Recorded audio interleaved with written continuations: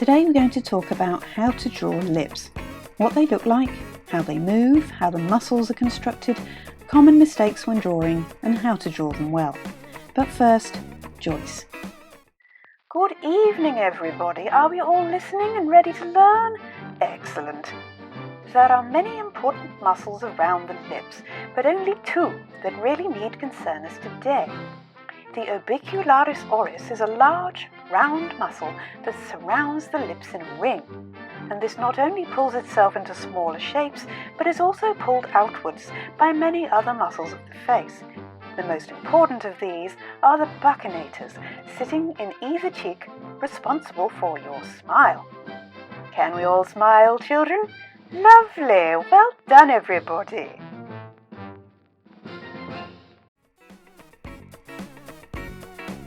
Wow, that was a short one, Joyce. She normally drones on for ages. What she said is quite important though. You have one central muscle and it's pulled about by the muscles around it. There have been many important smiles and expressions in art over the years, and it's very important to get it right. They say the eyes are the window of the soul, but the rest of the face is just as important to convey an idea, show an emotion, or make a point. From Da Vinci's Mona Lisa to Courbet's Desperate Man, the lips play an important part in a painting and can make it timeless and enigmatic. Let's work out some common mistakes that beginners make and see how we can work on them, because sometimes you just need to look at things from a different perspective.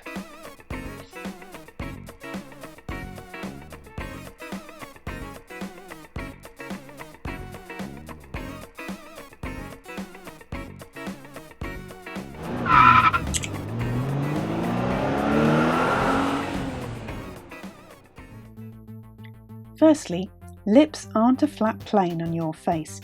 It can be a challenge to draw something like this because it looks simple but it isn't. Lips are all different shapes and can hold all sorts of positions. If you look at the lips in profile, you can see how different they can be. Some people have overbites, some people have underbites. Some people have large full lips, others thin. The key to this is your observation skills. If you look at lips in profile like this, you'll notice that the bottom lip is rounder than the top lip. Think of this as a diamond and circle shape, adjusting the sizes for the particular subject. Common error number 2 is to draw a straight line through the middle. The planes we've just talked about in profile affect the point where the two lips join. Think of the lips as 4 teardrop shapes and a circle. The circle represents the central point of the top lip, and the points of the 4 teardrops go into the corners of the mouth. When you've drawn this, you can use it as a framework to flesh out the rest of the shape.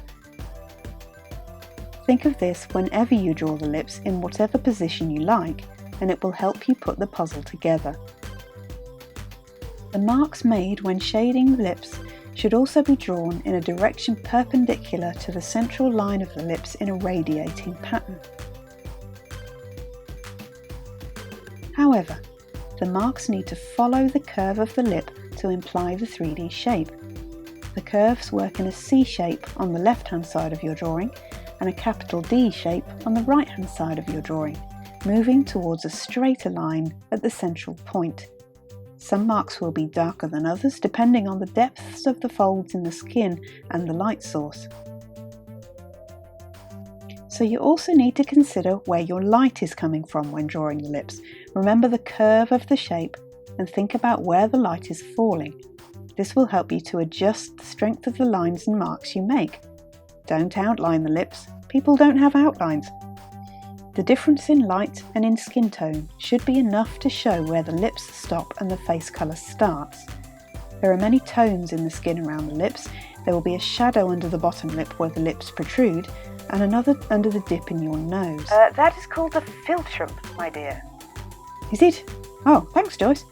Okay, there will be a shadow under the bottom lip where the lips protrude, and another in the shadows around the philtrum.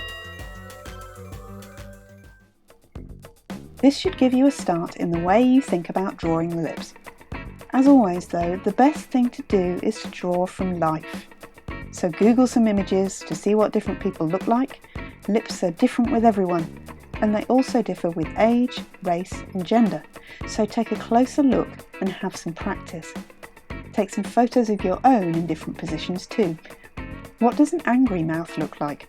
What about a laughing mouth, shouting, disgusted? They're all very different. But you might want to do this by yourself though, or everyone will wonder why you're making funny faces at your phone camera. Remember, you can sign up below for my weekly newsletter and a free worksheet to help you draw.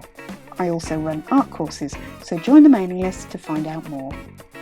You can also join our community on Facebook at ArtyMouse Art Tutorials or on Instagram at ArtyMouse76. Show your work for judgment-free advice and join in with some silly stuff too. See you soon.